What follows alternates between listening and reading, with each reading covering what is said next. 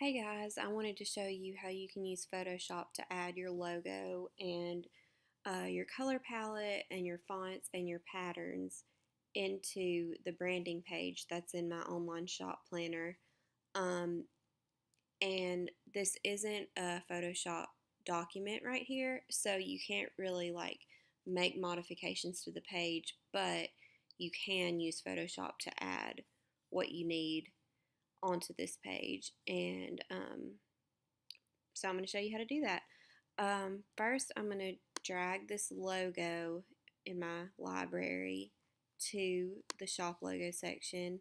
And this isn't my real logo. This is just something that I made really quick for the purpose of this tutorial. So that's why it's so tiny. But anyway, I've sized that and I've added it to my shop logo section.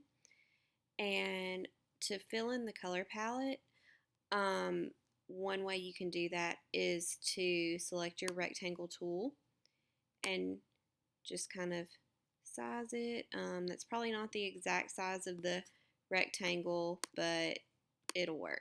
And I'm going to just put that kind of in that general area right here, and fill it in with one of my brand colors that I've got. Already got it saved right here, so I'll fill that in.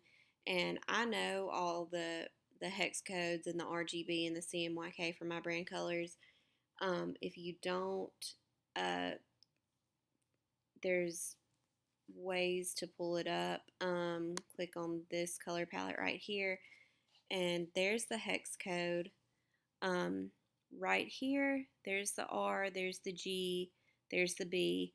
You would put those together for the RGB code. And for CMYK, that's right over here. You would put that together for the CMYK code. So you could just make a note of that, and then when you print this page, you can write it in right here underneath the color. To add textures, I've already got a texture saved right here that I like. This is just a watercolor paper that I really like, and it's got some of my colors in it, so I'm going to size it to fit in the texture section. And then I'm going to add one more texture to show you a different way you can do this, since that one was already done. I also saved this gold texture over here. So I'm going to click my rectangle tool again and just click and add a little square right here, and let me move it. And then I'm going to take this gold image right here and just put it over the whole bottom part. Just make sure that rectangle is covered. And I'm going to create a clipping mask. If you don't know how to do this, I would just recommend Googling creating a clipping mask in Photoshop, because it's really easy to do. You just basically have to make sure the texture is over that rectangle, and then I like to group those two so they stay together. And there it is. There's a gold texture under my patterns and textures. And now I want to add some of my fonts. So one font that I use a lot on my blog and in my Etsy shop is Medina Script. So that's going to be my first font, and that's really, really tiny. So there, it's a 20 point now. Just going to type Medina Script.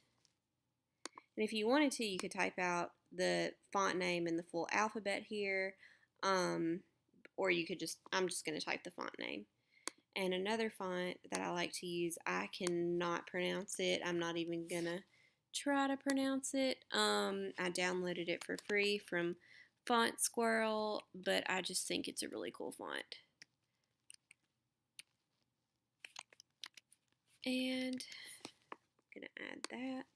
And there are just a couple fonts under my font section. And now what I would do is I would print this and I would fill in my keywords and my color palette codes and just whatever else you want to fill in. You don't have to do it this way, but just doing it this way might make it look a little bit more, professional.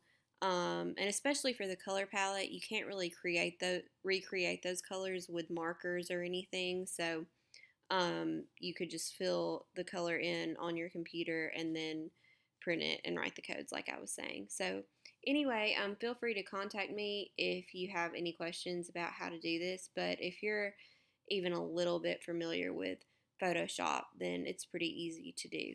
Anyway, thanks.